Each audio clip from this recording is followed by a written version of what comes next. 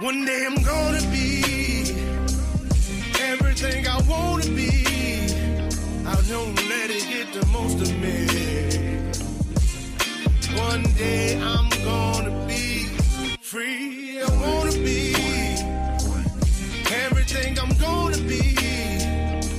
My future right in front of me. One day I'm gonna be free. I wanna be free.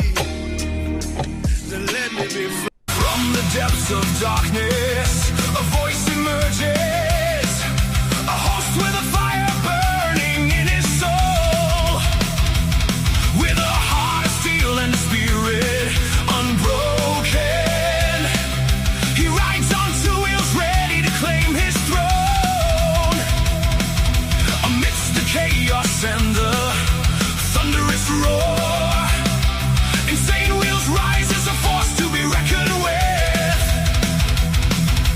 Fueled by the power that only metal can bestow. He takes his stand, refusing to submit. Insane wheels hear his battle cry. A metal mayhem that will never die. With engines roaring, he paves his way. A legend in the making, day by day.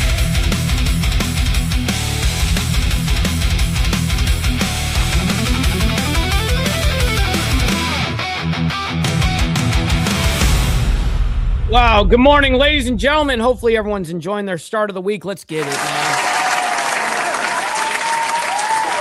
All right. We've got a lot to discuss. As always, it seems like, especially when we have our weekend, we have a lot that happens. And then, of course, we have to catch up with it. So we're going to be discussing a lot that's happened.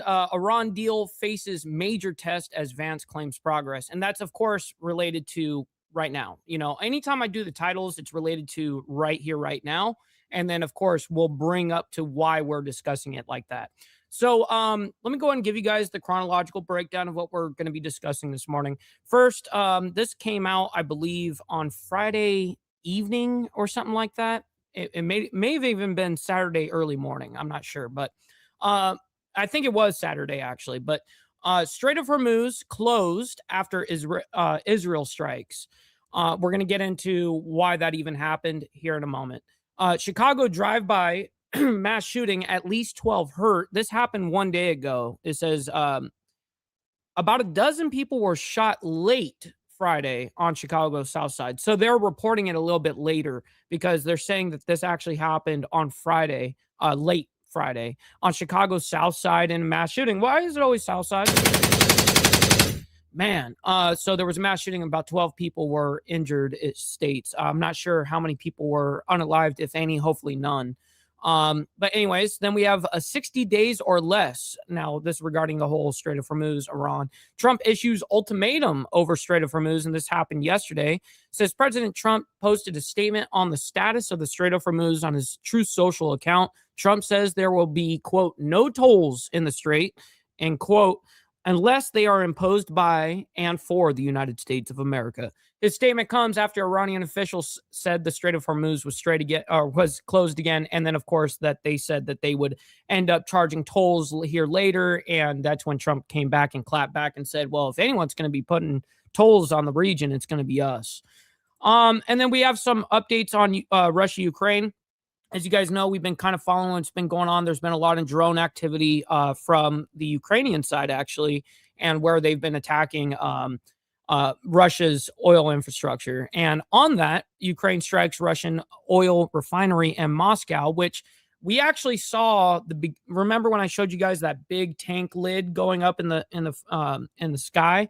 That was that attack. Now, I don't know if they've attacked even more so. Let's go ahead and read it. It says Ukraine launched one of its largest drone attacks since Russia's full-scale invasion began, reportedly hitting a major oil refinery in Moscow. Now, it sounds like the exact same attack that I was just talking about, where the lid was just going up in the air.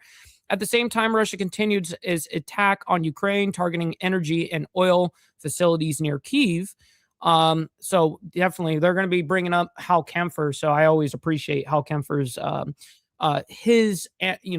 he's a professional analyst and somebody that's actually involved in the inside. So I really do take what he has to say to heart, because he really does it very well without, without bias. Let's see. We got Karen Bass over there in LA. You know that whole warehouse that went up in flames because of the solar panels. Well, she comes out and says Karen Bass gives update on Los Angeles warehouse fire as local emergency declared. Now, this is just 15 hours ago, so this obviously was yesterday. It says, we are learning more after Los Angeles officials have declared a local emergency as a massive warehouse fire continues to cause issues in the Boyle Heights area. The major fire has triggered worsening air quality and created a looming biohazard threat from millions of pounds of spoiling food. And not only that, but those actual, I don't know if you guys saw how many of those solar panels are on top of that freaking building. But if those go up in flames, which a lot already have kind of gone up in flames, that's also a hazard as well. But yes, that is a warehouse full of just food. And at this point, spoiled food. And then early this morning, just 6 hours ago, so it was about 4 a.m. for me, local time. UK Prime Minister Starmer announces his resignation today. It happened. It was big news yesterday that this was going to happen. Now, anytime I hear speculation like that, I actually kind of like, okay, I know it, I'm going to have it in my back pocket, but I'm not going to guarantee it's going to happen until it happens. Well, it officially happened this morning. We heard all about it yesterday, and they were correct. All right, let's get into Vice President Vance speaks after U.S.-Iran peace talks in Switzerland. Says Vice President J.D. Vance delivered remarks early Monday morning, which is today, after American and Iranian delegations held in Switzerland aimed at finalizing key details of their interim agreement to halt the war. So then we have, after that, former Federal Reserve Chair Alan Greenspan dies at 100. Rest in peace, man. That's terrible, terrible news. But 100 years old, what are the percentage of people that actually live to be 100? That's got to be like a 1 percentile thing, Anyways, Vance says Iran talks in Switzerland gets, quote, good foundation to end the war, just coming out an hour ago because of what J.D. Vance was just holding over there. And then I wanted to get this out the way because it looks like we have what's his name? Trey Yingst. He's doing a report, and this is about 3 hours ago. Just in 3 hours ago, U.S. Iran agreed to roadmap to reach full peace deal, which I'm interested in what Trey Yingst has to say on that. And then on top of that, there's another report. Looks like it says breaking a couple hours ago, Iran agrees to major concession, Vance says. Well, we will find out if that is true. All right. So, ladies and gentlemen, before we get into the madness, let's make sure we do our call to actions and shit like that, and then we'll get right into it. Make sure you guys hit that like button, double tap that screen. If you guys are on the vertical side, I very much appreciate it, and it's free to do so. Hit that subscribe button. It's also free. And listen, this is what we do Monday through Friday, and of course, we have members only on Saturday morning where we don't discuss any of that shit. All the world craziness. We actually have a good time. So very much appreciate you guys. Hopefully you guys enjoyed this last Saturday. It was a great time. Speaking of members, please consider becoming a member starting only at $2.99 a month. We're making sure we're not breaking the bank out there with anybody, but check it out. This is what allows us to be on these airwaves as well as have these lights on. So thank you guys for becoming members and staying members. Little side note here, follow my Instagram at BallValveTV, where I post everything behind the scenes of not only my life, but as well as the show, Millennial Food Time, breaking news, as well as politics, all that great shit. It's a great way to get a hold of me one-on-one, and we have a Discord server for all you legends down below in the video description down below. That's where you'll find the invite link. That's where we all kind of, as a community, we all hang out because we're only live for an hour per day, hour and a half at late, longest. Real quick, our last thing here, all super chats, super stickers, gifted memberships, and membership signups are, of course, all going to be presented live and shouted out onto the show. But if you guys like to skip that YouTube 30% brutal cut that they take from your hard-earned cash, we have these platforms that are scrolling around the screen at any time. You can donate to those, and I get 100% of the proceeds. And, of course, I will be looking to make sure that if anything comes our way, we'll read it out loud just like a normal super chat. So we've got the email up. All right. Good morning to all of you legends, man. We're about to get into the gnarliness of the morning. There's a lot of shit to discuss. As always, We got brother VC in the house. We got Prez as well as Pablo. Good morning to you, gentlemen. We got Moto Bomb Virginia. Yes, sir. Good morning. Let's see. We got Easy Frank as well as Rabbit of Chaos. Good morning to you guys, man. We got Vanguard Critters as well. Good morning. Good morning. We got Steve Posey as well as Big Dan and 2-4. Always appreciate you guys. Good morning. We got Sick Bastard in the building with the raid, by the way. We always appreciate my man showing so much love. I very much appreciate your support, man. It goes a long way. We got Brother Glare in the building as well. Always appreciate you. Good morning. Good morning. Running our way down as fast as possible. 5150 Boomer as well as Warlander and Miss Lotus. Good morning to you guys. Let's see. We're pretty much caught up. All right, let's get into the gnarliness of this morning.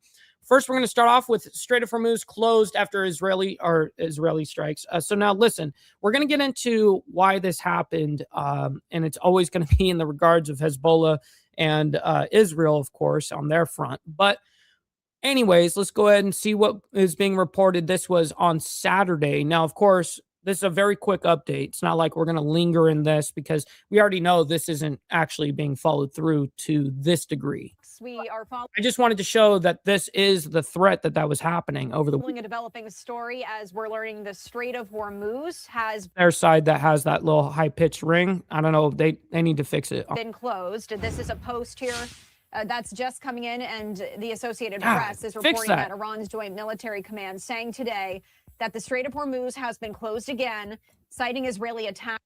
Okay, where are the engineers over there? The audio engineers? Come on, get on top of it. In Lebanon and U.S. bad faith and, quote, its clear breach of its commitments by failing to end the war. The statement on state television also warned that, quote, if the aggression continues, subsequent steps have been planned. Ships had begun transiting the strait after the interim U.S.-Iran agreement was signed just a bit earlier this week. What's up, Joker, my man? Good morning. Now, we've been reporting here this morning that Israeli strikes on southern Lebanon this morning killed at least 16 people, including 2 children, hours after reports emerged of that ceasefire agreement. Now, the persistent fighting threatened that agreement between the United States and Iran to end the war in the Middle East.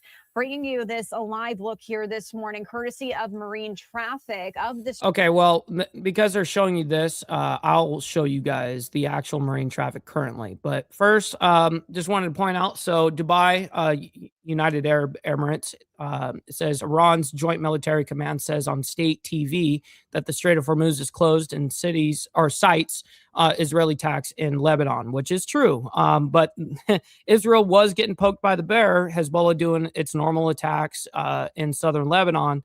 And then, of course, they responded. And this has been a thing that has been just happening over and over again. So I just wanted to reiterate that. And then what we're looking at here, Fox and Friends says, at Vice President J.D. Vance says talks are progressing with the U.S. focused on preventing Iran from rebuilding its nuclear program while maintaining leverage through economic and strategic pressure, which we are going to get into some of those reports. But first, I want to see what Trump says over here on Truth Social. This was on Saturday. Funny how the Democrats like to say that Iran is in a stronger position today than they were 3 months ago, despite the fact that they have been defeated militarily with no Navy or Air Force. That's why I call them Democrats, President Donald J. Trump. Now, that's really, I mean, I understand his thought process on this, and he's only really thinking on a military front. He's not thinking economic. He's not thinking, on a regional aspect. Them closing down the strait is an L for the United States and for the world as well. But it's something that they can control a little bit better than we thought. And that does give them their somewhat leverage that they've got. Let's see, Barak Ravid. He says Iran's foreign ministry spokesperson, Esmail, I don't know how to say his last name, said shortly after the announcement on the closing of the strait, the Iranian delegation will travel to Switzerland today to, quote, follow up on the demand and the implementation of the other side's commitments and the memorandum of understanding. Now, what's interesting about this is, so while this was all going down, they go over to Switzerland. I mean, we got the Iranian delegation that's over there, and they were talking about how the strait's going to be closed or whatever the case is. And Trump actually announced and threatened them over there in Switzerland said, basically, I'm gonna smoke all of you guys if you guys don't fix this. And he said that while the convention was happening over there in Switzerland, which was crazy. That's a crazy thing to say, but it definitely got the delegation literally up out of their chairs and had to leave, because there was a threat from the United States president, Anyways, but they still got a lot of stuff done in despite all of that, by the way. So according to Vance, anyways. So real quick, before we get back into Iran and all the craziness that's happening over there, first, let's bring our attention over here to the nation, specifically Chicago. Chicago drive-by mass shooting, at least 12 were hurt. And this happened on Friday night, late Friday night. And it was being reported Saturday. Let's go and figure out what's happening here quickly. The quick report. Thanks for being with us here on Live Now from Fox. I'm your host, Christina Evans. We do have a breaking news update that I want to get to this Saturday afternoon. Putting this on your screen, coming to us from the New York Post. But we do know, courtesy of our partners there at Fox 32. What's up, No Girl? Good morning to you, by the way. Hopefully you're enjoying the morning. We always appreciate you as well. We got Texas Gidget in the building as well. We always appreciate you. Hopefully you're enjoying your Texas morning over there. In Chicago, that a drive-by mass shooting has left at least 13 people injured on the south side of the city, according to those police. South side. And so what we do know at this time is that those the south side of Chicago always up in smoke somehow. Officers say they responded to the scene in the 200 block of West 95th Street in Roseland just after 11 p.m. yesterday.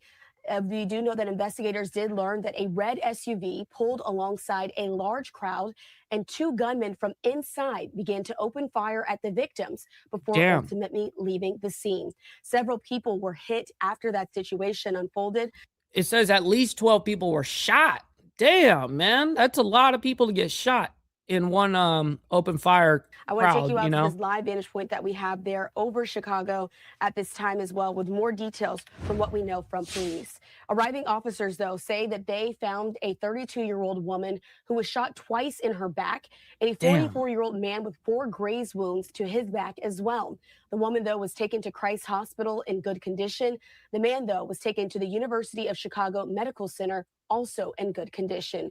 Police did go on to list an additional 10 shooting victims. There was a 38-year-old woman who was shot multiple times and then self-transported herself to a local hospital. A 47-year-old man was shot in the knee, self-transported. These people are getting shot and driving themselves over there to the hospital. Damn. Himself to one, as well as several others in a similar situation. Another Friday. The youngest victim who's listed here is a 17-year-old boy who was shot in the thigh and took himself to Trinity Hospital in critical condition. And so we'll continue to keep you updated with the very latest, as it's still unclear at this time what the circumstances are surrounding this shooting or a motive for this shooting. Area detectives say that they are still investigating.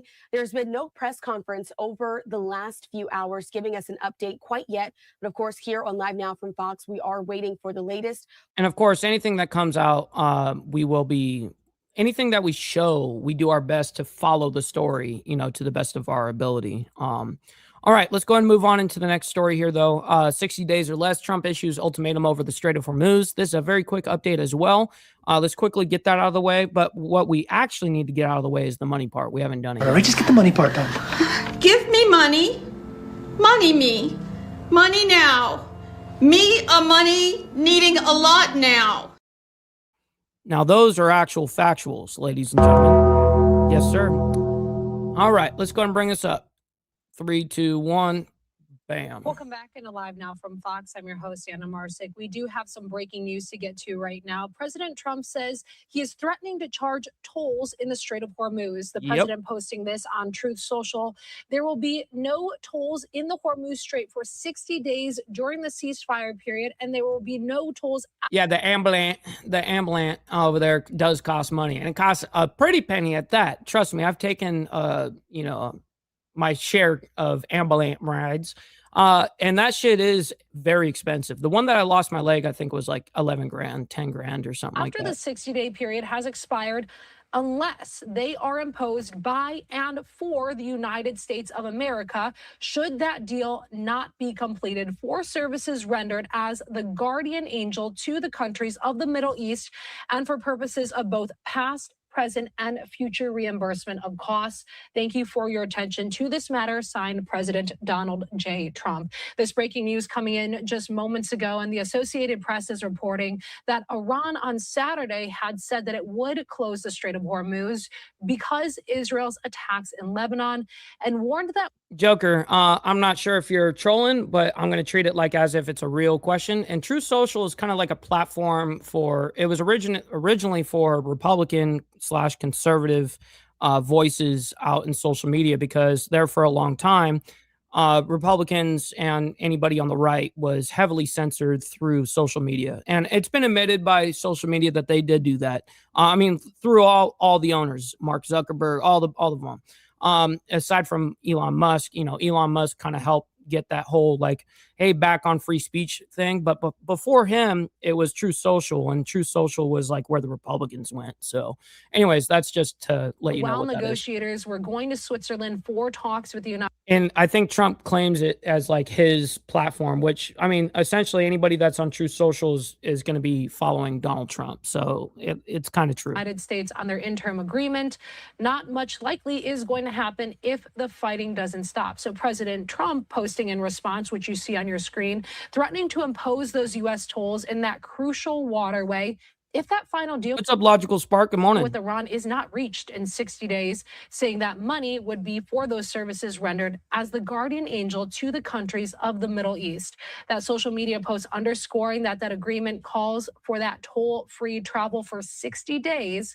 This announcement indicated a rough start to the technical level U.S.-Iran talks that key mediators in Pakistan said are going to start on Sunday, with Qatari mediators also taking part in that.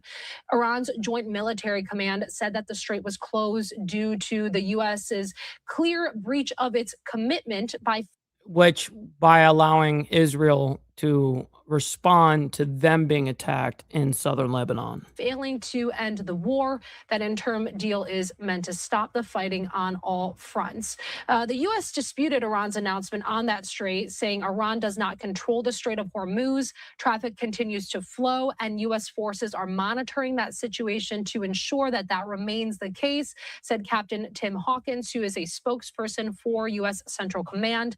The military said that 55 merchant ships did transit on Saturday with more than 17 million barrels of oil.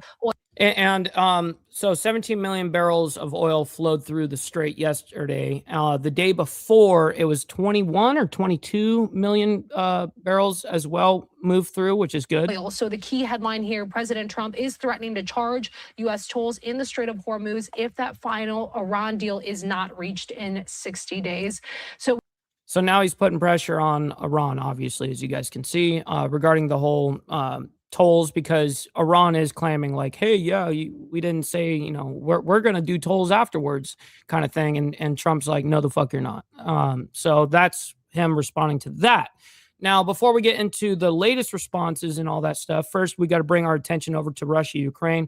We were talking about how Ukraine actually launched their largest attack, largest drone attack on an oil facility over there in Moscow. And basically, we have Ukraine, their reasoning behind it is because that oil that, Ukraine was just attacking is the oil that Putin is funding his war with. So that's exactly their reasoning behind it. Anyways, let's bring up this because Hal Kempfer actually gets involved in this, who I definitely respect and appreciate what he's got to say. So let's go ahead and hear a little bit of what he has to say. We're not going to play the whole thing or anything, but I definitely want to get an update on the largest attack that Ukraine's done in a minute in the aspect of drones. Hal Kempfer, national security analyst, joins us again. We've now moved to a discussion of the latest with the war between Russia and Ukraine.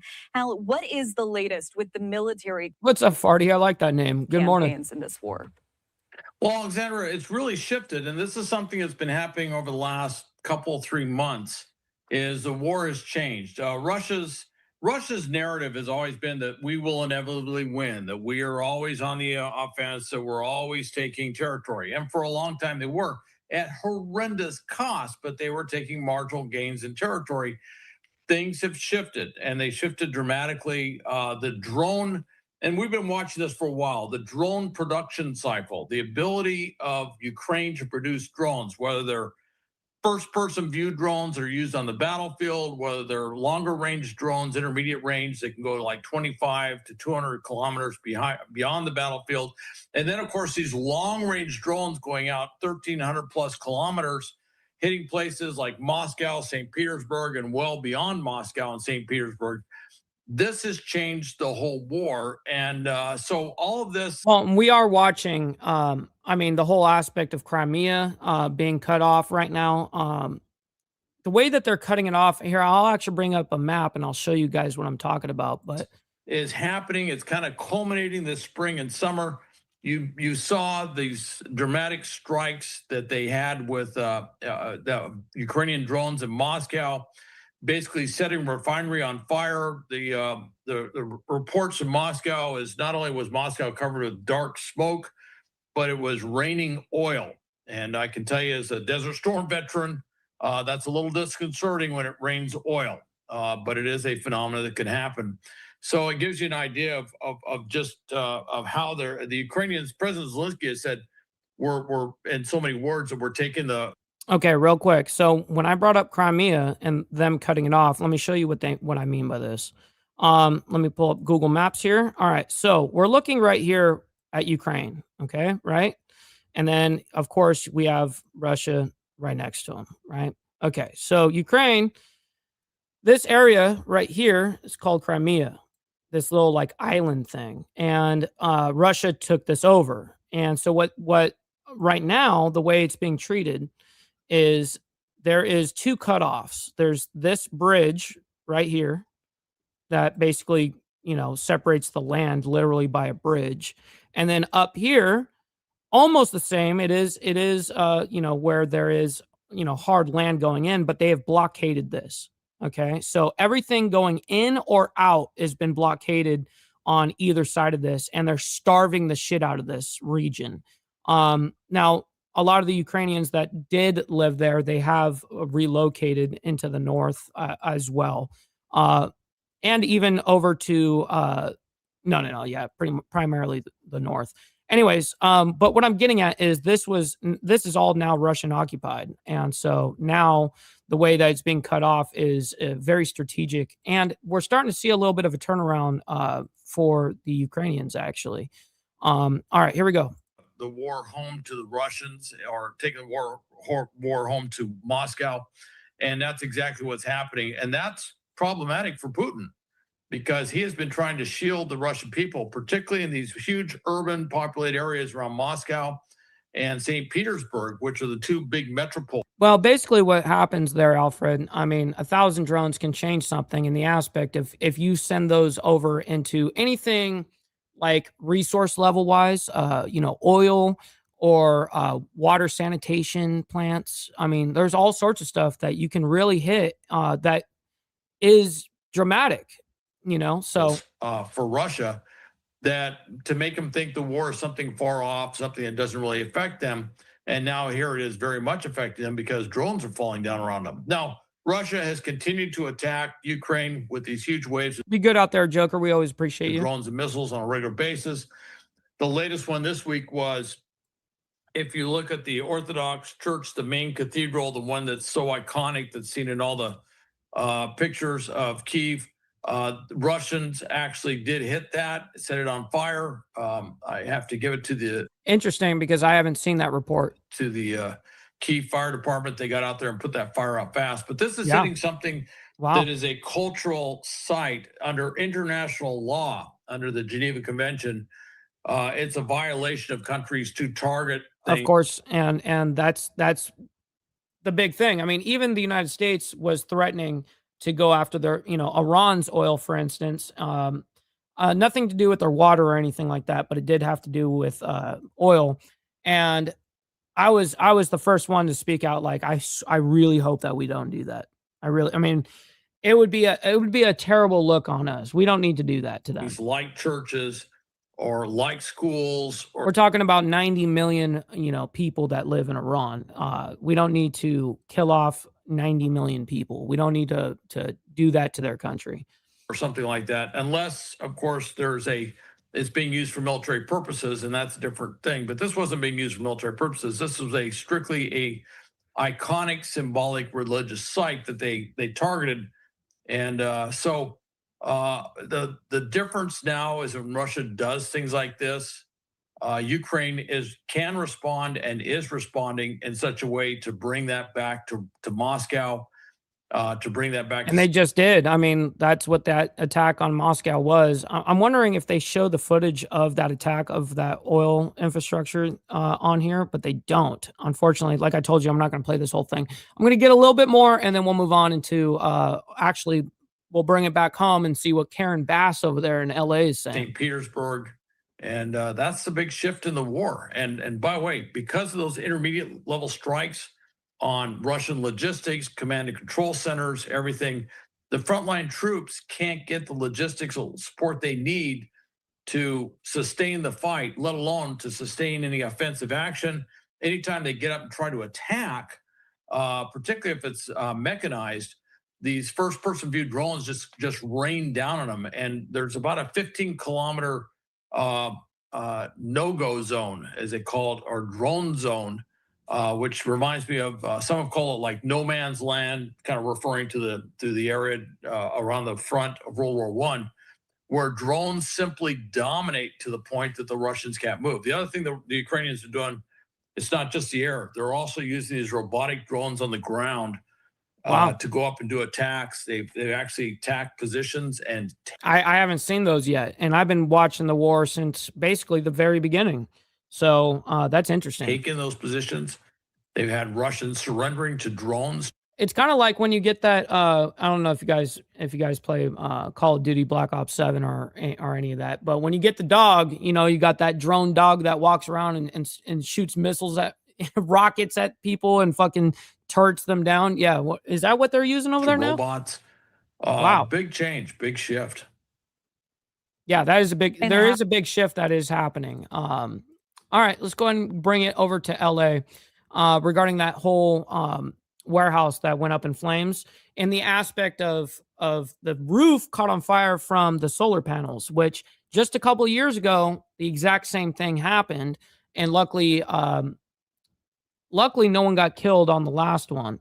This one, thank God, no one's been killed yet, as far as we know, which they're handling it very well. But this whole warehouse is food. So now it's all spoiled food and it's being all burned up.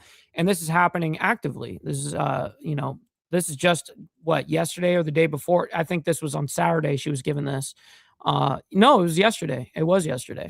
All right. Hear a little bit what she's got to say here. Oh, okay. All right. Good afternoon, everyone. And let me just say happy Father's Day. Happy Father's Day to all of the fathers that are here, and especially all the fathers that are in the neighborhood. I started off this morning door knocking and speaking to fathers and families in the Estrada. What's up, Mr. Jack Talcott? Good morning to you. Hopefully you're enjoying your Monday morning. Courts, a housing development. And I just want to acknowledge that 1 year ago today, I was also there talking to residents who were still reeling from immigration raids that had just happened a couple of days beforehand. And I know that even today, many of those fathers are missing. They're still not back. What's up, Christopher Collins? My man, good morning. We don't know where they are, and the families are still terrified in the area because we know the raids have continued, and we also know that the area is challenged because there's a lot of families of mixed status, people with documents and people without. And here we are today dealing with another crisis in the same neighborhood. And my message to everybody in the neighborhood is that we will show up every day, we will be there for them, and we will meet their needs. And we will go into detail about that just now. We are leading an all. And if you guys don't know where this is at, this is actually over by Boyle Heights. That's where it's at, in Boyle Heights. Approach, which means every aspect of government is operating on the same page. Yesterday, I declared a state of emergency, been in communication with the governor and his office. He declared a state of emergency, which allowed us to get resources from the region and also to make sure that our fire department had no financial constraints and is able to meet the needs here. What needs? That are not Fire, with us today, I mean, the only needs that she's probably going to be actually talking about there is, having firefighters there and all of that shit. What else needs? I mean, my needs, shit, I need money. You know what I mean? I just got fucked over on imagine if you lived right there and you have to be evacuated out of the area. You're paying for a fucking apartment or whatever that's like, you know, $3,700 a month for fucking a 2-bedroom apartment. It's like, come on, dude. Like, yeah, my needs need to be met in a different way than just this at this point. Part of this is Supervisor Hilda Solis What's up, and TNT? Good morning. Congressmember Jimmy Gomez. So from the start, Chief Moore and I assured, and the councilwoman assured, every possible resource will be used to put out this fire. As we put everything up against the fire, we are also tackling the community needs with a comprehensive approach. That is air purifiers, masks, smoke release centers, and more. I know that Angelenos are all across the city are concerned as they see and smell the smoke. And of course, that's especially acute here on the east side. I want to say to people that if you have compromised health conditions, respiratory or age or whatever, we would suggest that you stay at home as much as you can in this area, or you wear a mask or an air purifier. And I know that the councilwoman will go into detail. Well, she's not wearing no purifier right now. No one else is either. In terms of where you can get supplies. The city continues to distribute those resources. And again, I want to thank all of the organizations, and we'll hear from philanthropy in a minute, Miguel Santana and the California Community Foundation, which always stands at the ready whenever there is a crisis in our city. And I want to thank Lineage Company, whose products the chief will talk about in a minute. She does look like a chia pet right now. Oh my God. Dude, that's so great. Are undergoing the situation now and might need to be removed from the factory, as they have kicked in $2 million in a community fund. Because what we want to register is this community has been hit repeatedly. This community does not have access to traditional resources.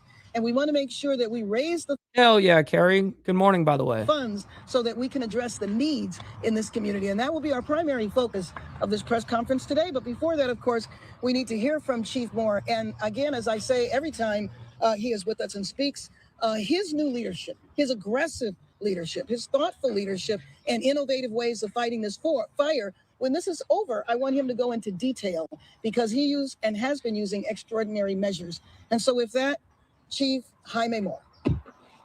Yeah, during these last elections, you know, for California, man, I was hoping the fuck people would vote her out. Oh my God, but people still voted her in. Good afternoon, everybody. And the cheat, of course. Everybody, my name is Jaime Moore. I'm the fire chief for the City of Los Angeles Fire Department. And I really got some great news for everybody. We've made some incredible headway since our last press conference and update to everybody. That was yesterday afternoon. Our firefighters have been working around the clock. This is day 6 of this incident.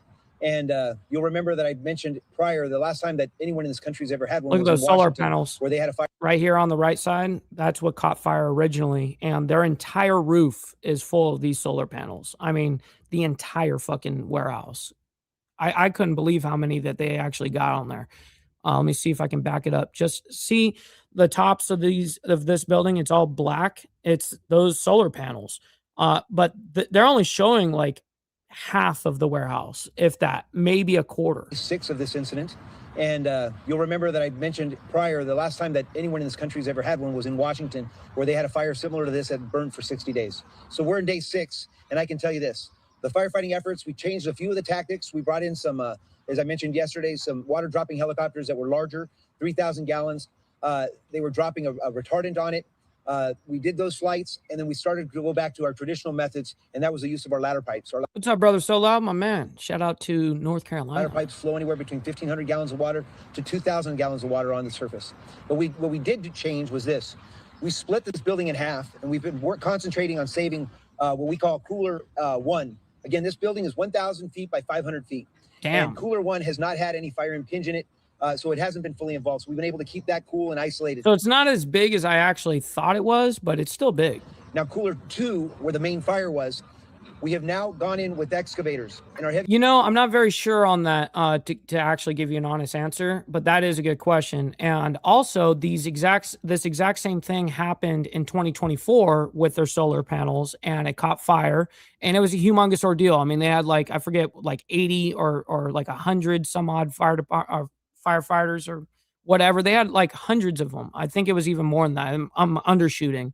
But yeah, it happened in 24 as well. So just 2 years later, the same fucking thing happened. The equipment operators have been able to tear off the walls, and we brought with us a piece of the wall so you could see exactly why this was so well insulated. You'll see that we have corrugated steel on the outside. We have corrugated steel on the inside, and inside is the foam. Now, on the walls, this is not what was burning. What's burning is the contents inside. So we've been able to tear off the walls using an excavator, and now what we have is a free burning fire with class. So everything that's inside, inside is on fire, and what is inside there at this warehouse is food. This is a foods, warehouse.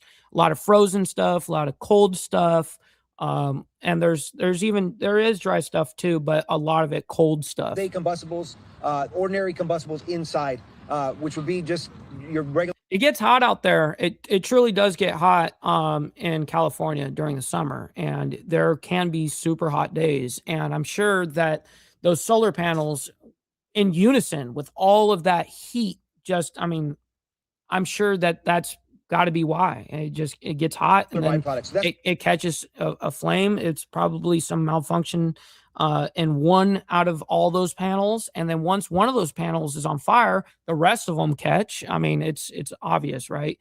It's, I don't know, man. Brutal scene. That's why you're for seeing sure. a lot of smoke that's still being generated. Yeah, definitely not cold now. By removing the walls, it's allowed us to bring in water cannons, and so with the support of the building owner and the building occupant, as the mayor mentioned, they've been extremely supportive of our operations, and they've requested water cannons from as far away as Texas that are coming in today. We've got our regional partners because of the state of. So they're bringing in special equipment for this shit. All right. So, nonetheless, let's go ahead and see if there's anything else here. No, it looks like just question stuff. All right. Let's go ahead and move on because we still have a huge morning ahead of us and we're already 41 minutes into the show.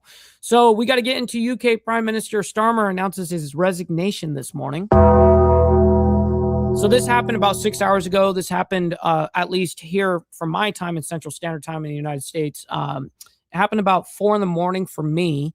That gives you guys context of, how long ago this was. Only 6 hours.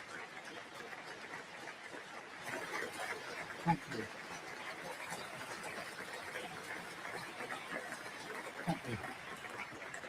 And I put them on 1.25 times playback, by the way. 2 years ago was the proudest moment of my life. A new Labour government, the first in 14 years. A page in our country's history turned after years of disappointment and despair. The chance to change the lives. Why do they got music in the back? Oh my God. It's supposed to be like that light music in the background, making it feel epic when you're talking and stuff like that. Dude, it's just a nuisance at this point. It's too loud. Of millions of people for the better. That's what I came into politics for. The journey to that point was not easy. 6 years ago, I inherited a Labour Party that was politically, financially, and morally bankrupt. I got you. Why are you gay? You are gay. Shit. I was told time and time again that my party was finished, that we were consigned to history, that a majority at the general election, let alone a landslide majority, was impossible. But we proved those people wrong because we changed our party, ripping out the... We changed our party while I resigned from this position because I suck. Poison of anti-Semitism, restoring trust on the economy, defence and national security, and becoming a party that once again stood proudly with, not against. It's hard for me not to laugh, our national flag. Hard work of change was with a singular purpose, not power for power's sake, but to change Britain for the better, to build a fairer country with dignity and respect, where everyone is seen, everyone is valued, wealth and opportunity for all, not just the privileged few. This shit is so lame, dude. Oh my God. Stupid. And look at what we've achieved in just 2 years. An economy that is stronger, growing faster than our peers. Wages rising faster than inflation in every single month since we came to power. Investment secured, infrastructure being built. An end to austerity, with the fastest fall in NHS waiting lists for 17 years. The biggest improvement in rights for workers and renters in a generation. The biggest uplift in defence spending since the Cold War. Small boat crossings falling. Asylum hotels closing. Protecting young people from social media. and 500,000 children being lifted out of poverty because of the choices that... Yeah. So all I hear is big government. We love big government, and we provided bigger and bigger government, and we want to continue to have big government because this is what we want. And it's big government control, motherfuckers. Listen, man. Oh my God. This guy, thank God he's getting the fuck out of here. You know what I mean? Our reputation in the world restored, with Britain once again standing up for decency, respect, and the rule of law, securing trade deals, standing with Ukraine, standing up for our values, and rebuilding our relationship with our allies in Europe. Change promised by a Labour government, change fought for by a Labour government, change delivered by a Labour government. But I know the question being asked now is not who was best placed to change the Labour Party, to take us into power, and to begin the vital work of improving lives for millions of people. Those questions have been answered. The question my party is asking now is whether I am best placed to lead us into the next general election. I have heard the answer. Continue to vote for big government, big government, big government. Of my parliamentary party to that question. And I accept that answer with good grace. Every decision I've taken has been about putting the country I love first. That is why I will resign as leader of the Labour Party. I have spoken to His Majesty the King this morning to inform him of my decision. I will ask the National Executive Committee of the Labour Party to set out a timetable with nominations opening on the 9th of July and completed by the summer recess. In the case of a contest, this will ensure a new leader is in place before Parliament returns in September. I will remain in post as Prime Minister until the contest is complete, and I will do everything I can to ensure an orderly handover of power. I will also give my successor my full and unequivocal support. You know, in order for me to get through this, there's something that we got to do here. Holy shit. All right, back to this. Now we can deal with it. Knowing that they will inherit a Britain that is far stronger and fairer than the one I inherited 2 years ago, better prepared for the challenges ahead, and better able to ensure the Labour Party secures a second term in office. I want to thank all of those friends and colleagues who have been at my side. Yes, he definitely needs to embrace his fuck-ups. Absolutely. Don't beat yourself up over past mistakes. You are going to fuck up again in the future, quite possibly in a most spectacular fashion. Why worry about yesterday's fuck-ups when you have tomorrow's fuck-ups to look forward to? You are a fuck-up, and fucking up is part of your growth process. Embrace the process. You shall always embrace the process. All right, Starmer, here we go. For these past 6 years or so, for their incredible commitment, service, and support. I want to thank the brilliant Number 10 staff and our country's extraordinary civil service who dedicate their lives to public service. And when I leave the biggest job in the country, I shall spend more time on the most important job, being the best husband I can to my fantastic wife, Vic, who has been a rock by my side through good times and bad. Oh my God, he is actually fucking like quivering. He's doing that cry talk. And being the best dad I can to my beautiful children. Why are you gay? You are gay. Bruh. Who are my pride and my joy. Thank you very much. Boo. All right, so let's get into Vice President Vance speaks after U.S.-Iran peace talks in Switzerland. This is coming out this morning. This is actually a big deal, so we're going to play the pretty much the entire thing. We have to. And hopefully we don't run way over time here. It looks like we might be going into an hour 20, hour and 30 or something like that. Hopefully not. Because we're not, I mean, it's not just this. This is 10 minutes, and then we still got to get into former Federal Reserve Chairman, unfortunately died at 100. Then we got Vance says Iran talks in Switzerland set a good foundation to end the war. But let's see here. It says Iran agrees to major concession, Vance says. So we'll see what major concession is being made on Iran's behalf, because I I haven't seen too many concessions from Iran. I apologize, Jonathan. Vice President Vance speaking now. And we're going to speed this up to 1.25. The folks assembled. So look, yesterday was a very, very good day. We made a lot of good progress. We did exactly what we wanted to do, which is accomplish 4 things for the American people. First, we wanted to build a mechanism for keeping the Strait of Hormuz open. It is open. We've seen, of course, gas prices and oil prices come down, millions and millions of barrels of crude and natural gas flowing through the Strait of Hormuz that weren't flowing before. But we also wanted to make sure that we actually set up the coordination mechanism so that we could demine the Straits of Hormuz, so that when there are the conflicts that inevitably come up, we can make sure we work through them rather than that leading to escalation. And that is exactly what we did yesterday. Number 2, we also wanted to build a mechanism, a similar mechanism for deconfliction. What's up, Charlie Rose? Good morning, by the way. Hopefully you're enjoying your start of the week. For the regional ceasefire. As the President of the United States has himself said, sometimes these ceasefires just mean you're shooting a little bit less, but we wanted to make sure that we had the proper coordination set up so that if there is shooting, if Hezbollah fires at Israel, or if Israel responds, if there are other conflicts that arise in the region, we're actually talking to each other and figuring out how to stop the shooting, how to make the region safer, our allies and everybody else. We set that up as well. Number 3, we, and this is probably what we're most excited about as Americans, the Iranians have agreed to invite IAEA inspectors back into their country. That is a major milestone for the American people and the first step in permanently denuclearizing or permanently ending a nuclear weapons program in Iran. And that's exactly what we wanted to do. That's exactly what we asked to happen. We made a lot of great progress on other nuclear talks. And that leads me to the final thing that we wanted to accomplish, which is actually set up the process for the technical negotiations that will follow. Our teams working with the Iranians, the Qataris, and the Pakistanis made great progress yesterday. They will continue to work at the technical level with the teams here in Bergenstock. And then those technical negotiations are going to continue over the weeks and days to come. We wanted to set up a structure for that so that you could have proper political oversight. But obviously, as much as this place is very beautiful, I can't stay here for the next 60 days. I'm about to go back home to the United States. But the technical teams are going to be working with proper oversight to make sure that we're accomplishing the is really beautiful. objectives that matter for everybody. So those are the things that we wanted to accomplish. We came here, we did exactly that. The way that I think about it is very simple. We laid a very good foundation for a successful final deal.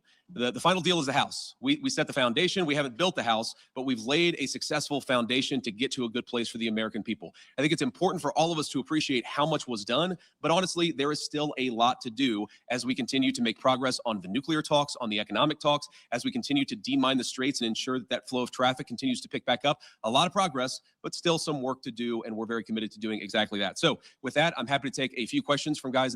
Real quick, before it takes those few questions, you know what we got to do? We've got to make you guys obey. Maybe you need to donate some freaking money. Donate. Maybe you need to donate some freaking money. Maybe you need to donate some freaking money. Donate. Maybe you need to donate some freaking money. Donate some freaking. Now that is the best propaganda you're going to get all freaking day. Also, so on this whole thing with Vance, real quick, I made the thumbnail today off of this whole thing that's happening today over there in Switzerland. And I asked the question, progress, ? Well, let me know what you guys think about that. The thumbnail. audience, I appreciate you guys being We here. do a lot of hard work on it, on all the thumbnails. Can you just clarify and tell us what happened? No, they didn't throw a wrench in the system. The thing with the Iranians, yes, they did threaten to walk out, or at least there were social media threats that they would walk out, but we were negotiating. What's up, Blake? Great to see you in the chat, by the way. And he's talking about the threat that Trump made regards to taking out their officials in Switzerland. During this whole thing, you know, like was going down, Trump basically threatened the shit out of them, and they all had to like get up, reposition. You know, it was a big deal. Well past 1 a.m. yesterday, so they didn't walk out, and their technical team is still here in Berlin. Right, they did stay, but there was, you know, the officials got up, the Iranian officials got up, and they had to like figure out how they're going to proceed because the president of the United States just threatened to kill him. You know what I mean? Over there in Switzerland. Stock working with our technical team actually as we speak, though I imagine maybe some of them are taking a break to watch this news conference. But look, what we told the Iranians yesterday is when you guys engage in what us millennials might call trash talk, you can't expect the president of the United States not to respond and not to correct the record. So when they say things that aren't true, the president is going to respond to it. I'm going to respond to it. Americans are going to respond to it. When they make threats that aren't rooted in reality, they have to accept that the president of the United States is actually going to set the record straight. That's all that happened. So yes, there was a little bit of threatening. There was a little bit of whining, but at the end of the day, There's a little bit of threatening, a little bit of whining. Oh, shit. bruh. The talks continued and we made great progress. When do you expect them? He handled that like a G, though. Is there a time frame that you guys are looking at? And also in terms of when we could see this entire conflict end, do you think this can end by the midterm elections? Well, look, right now, the conflict is in a ceasefire, and certainly our hope is that we get to the final deal and a permanent settlement. But right now, I think we made great progress, and we should all celebrate that.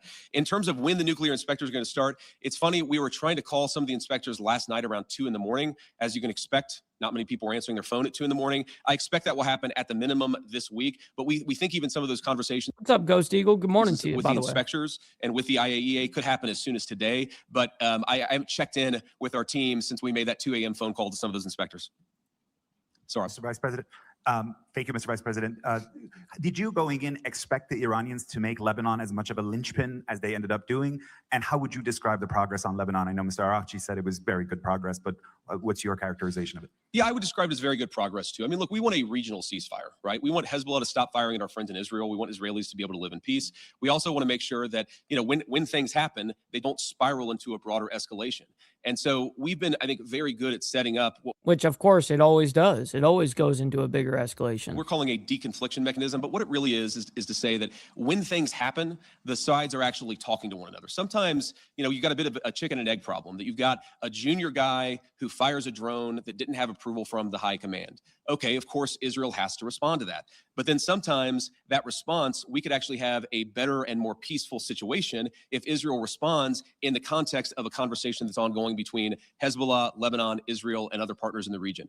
There really hasn't been a mechanism to have those discussions until basically around 4 p.m. yesterday, Bergenstock time, when we set that up. So what we're trying to do is to say, first of all, Israel and every other nation in the region has the right of self-defense, but we want to make sure that everybody has that right of self-defense in the background where we're talking about how to de-escalate these conflicts rather than spiraling out of control. Sometimes what'll happen is that if the conflict spirals out of control, that's worse for everybody's self-defense and worse for everybody's security. So we've actually got the process in place to ensure that that escalation doesn't happen. Now, I will say you already see the fruits of that. Over the past 24 hours have probably been the most peaceful that we've seen the situation in Lebanon. The previous 24 hours. Yeah, I was about to say, actually, a little bit further than that, about just about 48 hours. We're pretty good. Obviously, there was some shooting about 72 hours ago. So this is Right. a work in progress. But what we've done is actually set up the operation so that we can ensure it doesn't spiral out of control in the future.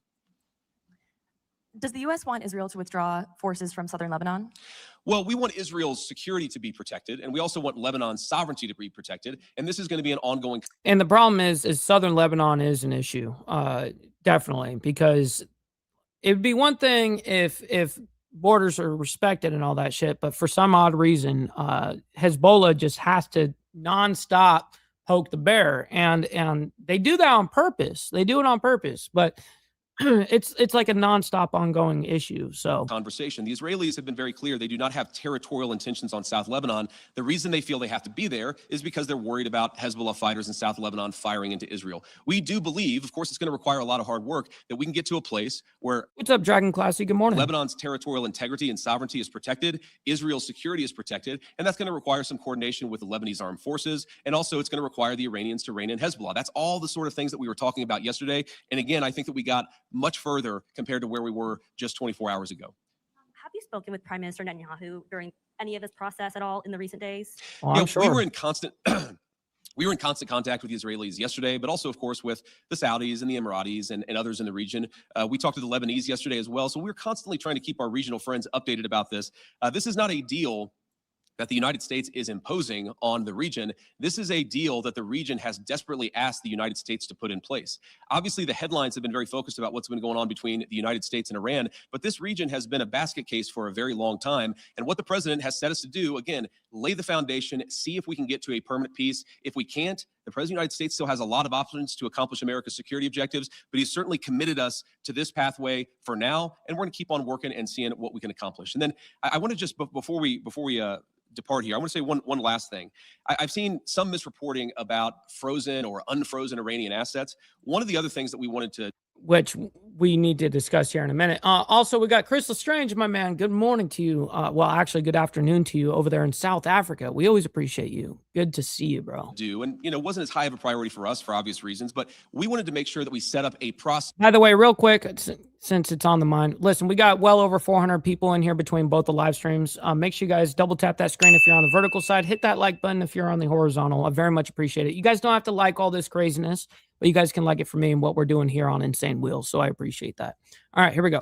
Where if we ever unfreeze Iranian assets, we can ensure that that money, that Iranian money, goes to help the people of Iran and not to fund terrorism. So Jared Kushner actually came up with a very interesting solution with the Qataris, where basically, again, if there is any frozen Iranian assets that are unfrozen, then we have approval over that process. The Qataris have approval over that process. And then the money would actually go to buy American soy, American corn, and American wheat for the benefit of the Iranian people.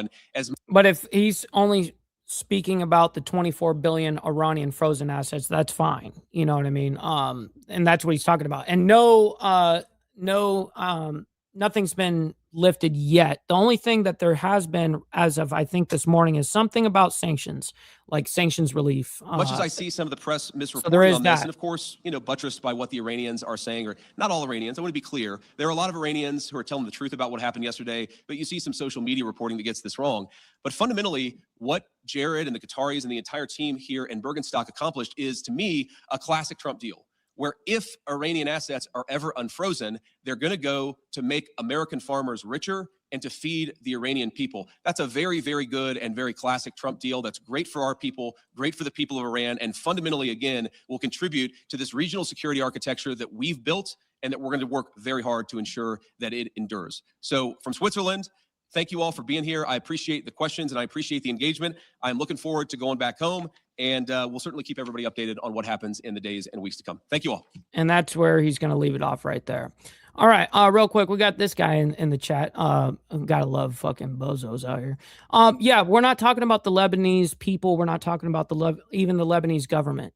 We're talking about Hezbollah. So that's all that was discussed about, southern Lebanon. That's the only thing that was being discussed, at least from my side of the equation. So my side of the argument's wrong. Get the fuck out of here. You're the one watching me. Anyways, let's go down to another thing here nationwide just quickly. Former Federal Reserve Chairman Alan Greenspan dies at 100. Real quick, I don't know how many percentile of people ever live to be triple digits like that. It's got to be less than 1%. All right, let's continue with more of the day's top stories. Bringing this back out, though, to a live image that we have of the White House over in Washington, D.C. Now, we are waiting to see if perhaps later on today, President Trump is going to have anything scheduled. We heard from Vice President J.D. Vance earlier on this morning as those talks in Switzerland have officially wrapped up. The U.S. and Iran working now toward a peace deal and a long-term agreement to end the war. Yeah, and that's going to take forever. Turning now to some breaking news that we want to bring to you at this time. Former U.S. Federal Reserve Chair Alan Greenspan has died at the age of 100. He died today from complications of Parkinson's disease. That's according to his wife of 29 years, the NBC News correspondent Andrea Mitchell. I want to bring us out to a social media post courtesy of Fox News correspondent Edward Lawrence. He says this: former Fed Chairman Alan Greenspan passed away at age 100. Andrea Mitchell in the statement says, quote, Alan passed away at her home this morning at the age of 100 from complications of Parkinson's disease. Me neither, Virginia Chaos. I mean, shit, I'm 31 now and I feel 70. I can only imagine actually being, just even 70 and how I'll feel. God damn. He was a giant of a man who helped shape the U.S. economy for decades under presidents of both parties, but was always honest in acknowledging his mistakes. To me, he was my husband who shaped my life from our very first date in 1984. He had irrational exuberance for baseball, the Washington Commanders, tennis, golf, and music, especially jazz. He will be remembered for his brilliance and his kindness. Shit, in like 1984, the motherfucker was like 65 or something. His life partner was the joy of my life. We also have this a social media post courtesy of Bloomberg. Alan Greenspan, the Federal Reserve Chairman who guided a then record U.S. economic expansion before the 2008 financial crisis, has died. He was 100. Taking us out to some more footage of Greenspan here and going back to some of this reporting that we're following closely. Now, in his 18 and a half years at the helm of the Fed, Greenspan presided over a sustained era of American growth and prosperity, yet one that ended with devastating consequences in 2008, 2 years after he had left the central bank. Greenspan was so respected during his many years as the head of the world's most influential central bank that by the time he stepped down in 2006, he was widely celebrated as the Oracle and Maestro. Greenspan's reputation suffered a serious setback, however, when the American housing market collapsed, igniting a global financial crisis that nearly toppled the U.S. banking system and plunged the economy into the worst recession since the 1930s. Critics pinned much of the blame for the crisis on Greenspan's easy money policies and what they believed was an overexuberant faith in lightly supervised financial markets. This is all according to reporting from the Associated Press, who did go on to say that Greenspan himself later acknowledged that, quote, I made a mistake in assuming the nation's banks, whose stability undergirds the financial system and the entire economy, could essentially he actually admitted to regulate themselves. In his 18 and a half years at the Fed, Greenspan presided over a breathtaking surge in stock prices. What's up, Brother Sterling? Great to see you in the chat, bro. Good morning to you. And a 10-year economic boom that began in March of 1991. He was widely celebrated as the maestro and the oracle, a virtuoso who nurtured America's economic well-being and whose nearly every utterance was a parsed for clues as to where interest rates, the economy, and the financial markets might be headed. Greenspan's intentions were so intensely theorized that it gave birth to new Fed folklore, the briefcase indicator. A stuffed briefcase carried into Fed meetings implied changes may be afoot because Greenspan carried with him charts and research to make his point. Well, that's cool. All right. So, all right, let's go ahead and move on into the next report here. We have to. We're well into overtime now. Look, we're already 6 minutes into OT. Listen, you know what they say about overtime? No tax on tips, no tax on overtime. Send in your freaking donuts. All right, let's get into this next story here. So Vance says Iran talks in Switzerland set a good foundation to end the war. Now, this is one of the latest reports that just came out, so I do want to hear a little bit about it. But I do have something from Trey Yanks that I want to see that came out about 2-3 hours ago. So my name is Josh. Right after this, we are just past the top of the hour here, 9:02 on the East Coast, and oh shit, Sterling coming in with the 5 gifted memberships. Let's freaking go, bro. I can't thank you enough for that. Not only helping me, but 5 others in the Insane Wheels family, brother. That goes a long way. Thank you for that. And hopefully everyone enjoyed their members only with us on Saturday. We always have a fucking good time. So too on the West Coast. A big thank you to my colleague Karel Lahara. She has been here with you to bring you all of your top Seymour stories Cannabis. and live Good morning. events. I'm here to do the same. And right there on the right-hand side of Man, your Switzerland is just beautiful. screens, taking a live look over Switzerland at this hour. Again, J.D. Vance expected to depart, heading back toward the U.S. And I do want to take that full to give you a live look over the area at this hour, as Vance said that peace talks with Iran have created a, quote, good foundation for a successful final deal that would end the conflict overall. As he spoke to reporters just I don't think so before yet. that departure, Vance explained that teams will remain to work out the technical aspects of that agreement. Vance traveled to Switzerland, of course, alongside envoy Steve Witkoff. So some of the people that he came with, part of his cabinet or whatever, are going to stay in Switzerland and continue negotiating. It sounds like, I mean, working out the details while Vance goes and back, you know, he's got to get back to the United States, of course. And Jared Kushner. He can't sit there for 60 days working on this shit. While the Iran negotiating team was His made up of the cabinet country's can. parliamentary speaker and foreign minister. The vice president, as you heard, also explaining that while Iran threatened via social media to walk out after remarks from President Trump, it never happened. And on Truth Social, the president had written, quote, Iran must immediately stop their highly paid proxies in Lebanon from causing trouble. If they don't, we'll hit Iran very hard again, just like we did last week, only harder. All right, so a lot to discuss here, as always. Do want to bring in Javed Ali with the University of Michigan. He always joins us to break down all of the different developments. And Javed, thank you so much, as always, for taking the time to join us here. Josh, always great to be with you. Thank you. Of course. And first off, I want to talk to you about the remarks that were made by Vice President Vance. As we said, he is now heading back over to the U.S. in the coming hours or so, but the teams are going to stay behind there to work out the technical aspects of that. What exactly does that say to you overall about where things stand?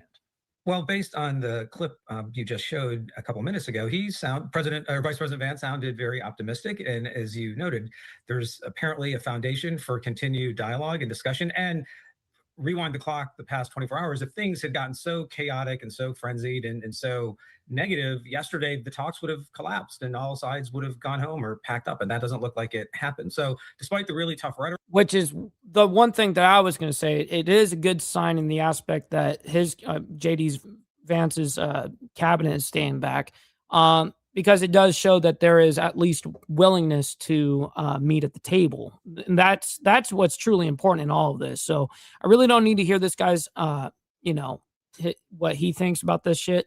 Let's see what Fox is reporting here. It says breaking, Vice President Vance announces major progress made by the United States and its negotiating team while finalizing a deal with Iran.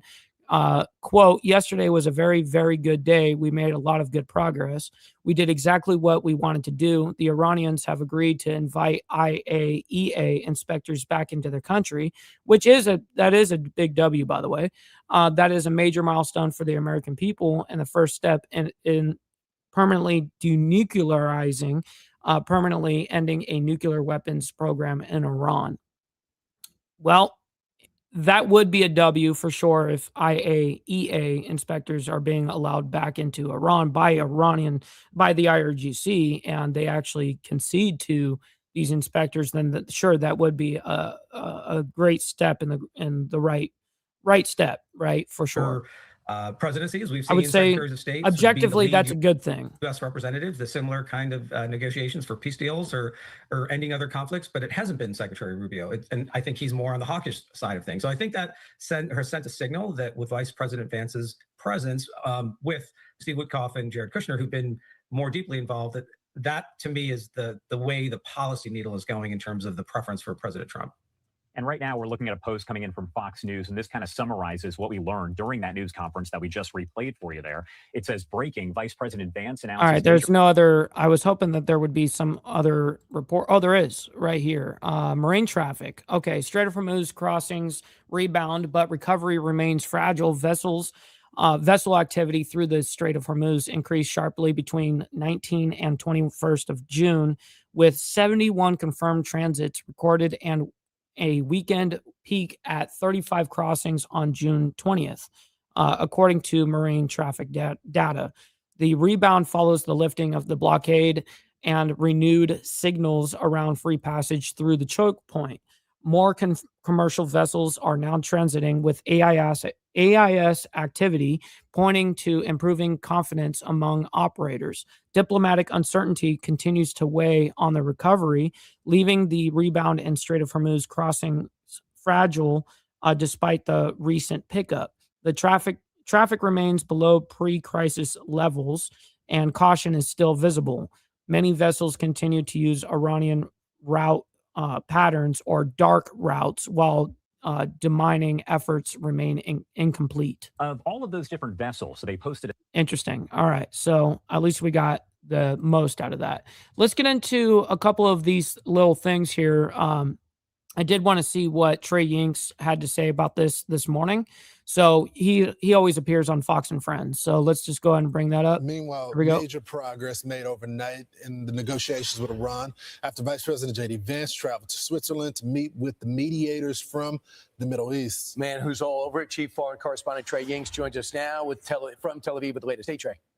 But on 1.25. Hey guys, good morning. High-level diplomatic talks wrapped up overnight in Switzerland, aimed at solidifying the memorandum of understanding. Man, Cuba, I'm not really sure. It's kind of like what the United States, what I was claiming when we last talked about Cuba, is basically if they're not going to be willing to work with the United States, what they're just doing is waiting. That's it. The United States just waiting. The longer United States wait, the more Cuba suffers. That's just how it goes. And so that's exactly where it's at. It's at this stalemate where it's just they're waiting. And entering into the next phase of negotiations. We know that both Qatar and Pakistan released a statement indicating a committee has been formed. That committee reached an understanding on a roadmap for the technical talks over the next 60 days. A U.S. diplomat involved in the talks told Fox News that some of the discussion was focused on clarifying the confusing messaging on the Strait of Hormuz to ensure it will remain open, adding that robust discussions on all elements of the nuclear deal are ongoing. On Sunday, Vice President Vance laid out the broader questions. The opening of the Strait of Hormuz, the ending of the Iranian nuclear program, All of these things have already been accomplished. The question before us now is how much more can we accomplish together? Can we turn over a new leaf? Can we change relations in the Middle East permanently? Or do we go back to doing things the old way, which is not our preference, but it's certainly What's up, Brown Chicken? very much something Good that morning. can happen. The Iranians also acknowledged major progress in the talks, adding that a deconfliction cell for Lebanon will be the first real test of the understanding. Israel and Hezbollah did not trade fire on Sunday for the first time since March 2nd, according to the UN. In response, Israel lifted all restrictions for civilians in the north of the country. In a call with Fox News on Sunday, President Trump said he was disappointed Israel can't put Hezbollah away. The leader of Hezbollah, Naim Qassem, gave a televised speech over the weekend, indicating that Israeli forces staying in southern Lebanon would mean a violation of the deal. There is no such thing as a ceasefire that grants Israel Now, this is Hezbollah's Secretary General, by the way. freedom of Naim Qassem. action. A ceasefire means a complete halt of hostilities by air, land, and sea. It means no demolitions, no consolidation of its presence in the occupied areas, no further advances in preparations for the withdrawal, which should take place according to a rapid, time-bound schedule. Lebanon will likely remain a sticking point in the memorandum of understanding. When I spoke with the president, he indicated this 60-day ceasefire is an option for him and that both military and diplomatic action could be on the table after that. So jewels, what they are is another way to donate to creators. So when you see people that send stuff to me on where I can't see it, I get donations that I can't see on StreamYard. That's what I'm talking about, is when someone donates jewels. When they send those in, each jewel is 1 penny, 1 cent.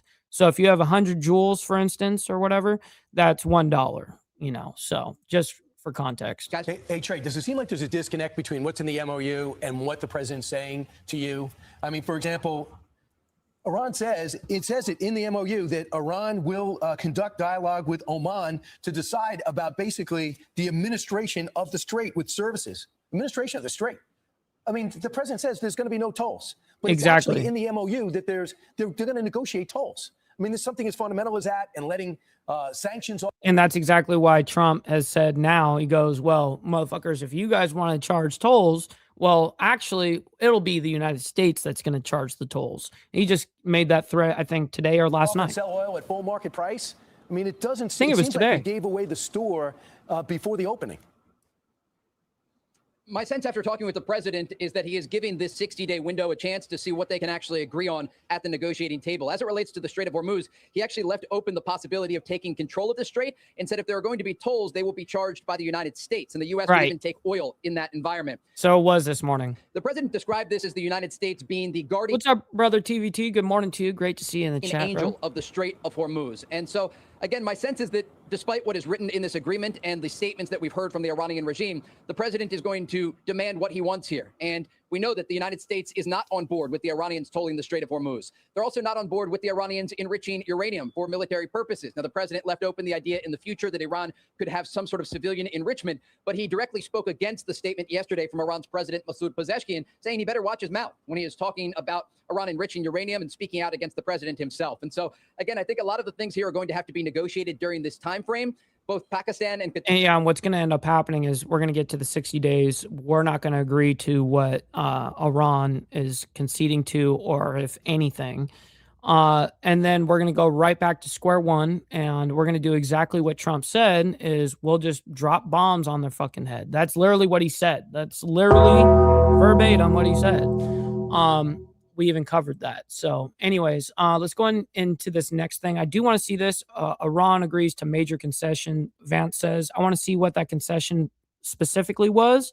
It sounds like I may have missed a little something because I really didn't hear any concessions. All right, so Fox News alert, Vice President J.D. And we already watched this entire thing. They're just showing that he was up there talking, and then we're going to hear from Trey Yanks. Vance wrapping up remarks in Switzerland just a short while ago, revealing that the United States and Iran made great progress on peace talks overnight. Chief Foreign Correspondent Trey Yanks joins us from Tel Aviv. Trey. Yeah, hey guys, good morning. High-level diplomatic talks. Oh yeah, the one concession I guess would be the inspectors coming in. If that's true, if they're Iran agreed to have the inspectors come back for their nuclear program, that would be a big W. That would be. Wrapped up in Switzerland overnight. Well, at least a good step in the right direction. That doesn't mean anything yet, but it is a good step. Aimed at solidifying the memorandum of understanding and entering into this next phase of negotiations. Both Qatar and Pakistan released a statement indicating that a committee was formed, and this structure reached an understanding on a road. Yeah, Steve Posey, you can donate them. I mean, you can collect them, or buy them or whatever the shit is. But if you have them, you can donate it. You just hit the jewel sign or whatever in the chat. It'll show that you can donate, with jewels, and you can send like quote unquote gifts, So anyways, that's what that is. Matt, for the technical talks over the next 60 days. A U.S. diplomat involved in the talks told Fox News that some of the discussion was focused on clarifying the confusing messaging on the Strait of Hormuz to ensure it will remain open, adding that robust discussions on all elements of the nuclear deal are ongoing. This morning, Vice President Vance said that the U.S., along with Qatar, will have oversight of any unfrozen Iranian funds and that some could go to purchasing U.S. farm goods. He also made a major announcement on access to Iran's nuclear program. This is probably what we're most excited about as Americans. The Iranians have agreed to invite IAEA inspectors back into their country. That is a major milestone. And that is a good step in the right direction. So that, when I said I haven't heard Iran make a concession, in this last, weekend, that I was wrong on. That part is a good step in the right direction, like I said. For the American people, and the first step in permanently denuclearizing or permanently ending a nuclear weapons program in Iran. And that's exactly what we wanted to do. That's exactly what we asked to happen. The Iranians also acknowledged major progress in the talks, adding that a deconfliction cell for Lebanon will be the first real test of the understanding. Israel and Hezbollah did not trade fire on Sunday for the first time since March 2nd, according to the UN. Good. In response, Israel lifted all restrictions for civilians in the north of the country. In a call with Fox News on Sunday, President Trump said he was disappointed Israel can't put Hezbollah away. The leader of Hezbollah, Naim Qassem, gave a televised speech over the weekend, indicating that Israeli forces staying in southern Lebanon would mean a violation to the deal. There is no such thing as a ceasefire that grants Israel freedom of action. A ceasefire means a complete halt of hostilities by air, land, and sea. Yeah, but the problem is, homie, this time you're definitely in the wrong. You keep poking the bear, sending in fucking drones and small fucking missiles into southern Lebanon where the IDF was, and they're not attacking. The IDF wasn't attacking anybody, and you keep fucking targeting them. And actually did hurt some people. So they do these small little attacks and then don't. How do you not expect for them to respond on that? If you truly weren't attacking them and then the IDF comes in and just started striking you, yeah, I mean that would be terrible. I would condemn that. Now, the one thing that I have condemned is that Israel definitely over-responds. That definitely is something that Israel does. One small little thing will happen like that, and then, a big headquarters will be hit in Beirut.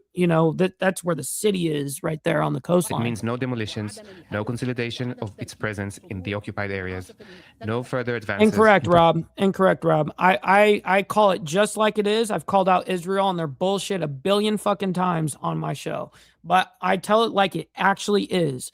No, this time Hezbollah was attacking Israel, the IDF, in particular in southern Lebanon.